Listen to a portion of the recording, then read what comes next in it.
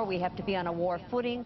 Senator Hagel has said that we've got to start securing our borders, locking down our airports, revisiting the way we protect our public institutions. What about that? I hope that's not true. I would say it another way. I would say we've come face to face with a new reality. A reality that we knew existed and we knew was possible. A reality that has happened in varying degrees in other countries. But if, in fact, in order to respond to that reality, we have to alter our civil liberties, change the way we function, then we have truly lost the war. The war is one that allows us the way to conduct the war is to demonstrate our institutions are functioning, that your civil liberties, your civil rights, your ability to be free and walk and move around, in fact, are not fundamentally altered. Anybody who's willing to strap dynamite to their body or have a suicide kamikaze mission, you'll never fundamentally be able to stop. It doesn't matter what you do. There are a lot of things we can do, though, to diminish significantly the possibility of this happening again without changing our character as a nation. Well, it's an amazing scene here, Peter. The skies are clear. There are usually planes in the sky. The skies are clear over the Capitol. The streets are completely empty. There is still smoke rising up from the Pentagon where the plane hit the Pentagon earlier. And as you can see, the members of Congress are all trying to grapple with what to do next. Senator Biden, of course, is going to be receiving all kinds of security briefings. Linda, I have a question, if I may. Yes, Peter, go ahead. I have a question for the Senator. I apologize via you. The Senator is the chairman of the Senate Intelligence Committee, so he is party to all of the information in the intelligence community. Was the intelligence community so taken up with the idea of chemical and biological warfare against the United States that they didn't pay enough attention to this possibility? Well, they clearly understood this was a possibility. The problem has been we have been focusing, in my view, I don't want to second-guess anybody here. Look, the prospect of a chemical, biological, pathogen probability is real. Some of us, literally as recently as yesterday, I spoke to the National Press Club and talked about the fact that it's just as easy to fly from National Airport into the White House as it is to, do the same thing in New York. I mean, look, we know all these possibilities exist.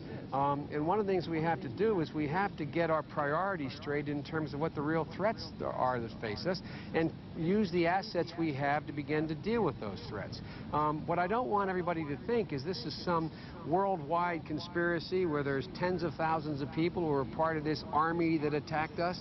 This is a group of people who are very well organized, obviously are relatively well funded, and we have to figure out how their network is worked, but we have to penetrate it. But we can't, Peter, just say we're going to focus only on this kind of incident and not on chemical and not on biological and not on pathogens, not on anthrax.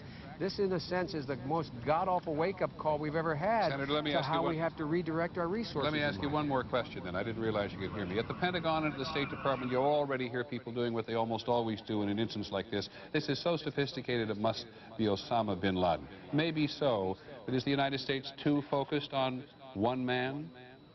The tendency in these circumstances is to be too focused on one man, one idea, one prospect. I think that we should be calm. Those of us who hold high public office, just calm down a little bit, collect our thoughts, collect the information, and in a methodical way analyze what we know happened and what we can derive from that. I think it's much too early for us to make those kinds of judgments.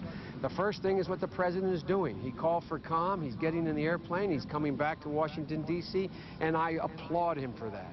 And we should be back up and running as quickly as we can. And I think we should do that. This cannot be dealt with overnight. It's an incredible tragedy. But it's the new threat of the 21st century that we are now facing. And we're going to find a way to deal with it. This nation is too big, too strong, too united, too much a power in terms of our cohesion and our values to let this break us apart. And it won't happen. It won't happen. Many thanks, Senator. And Linda, do you want to add something? Linda Douglas? Well, I just want to say that this is the beginning of what will clearly be an enormous, profound debate here in the Capitol.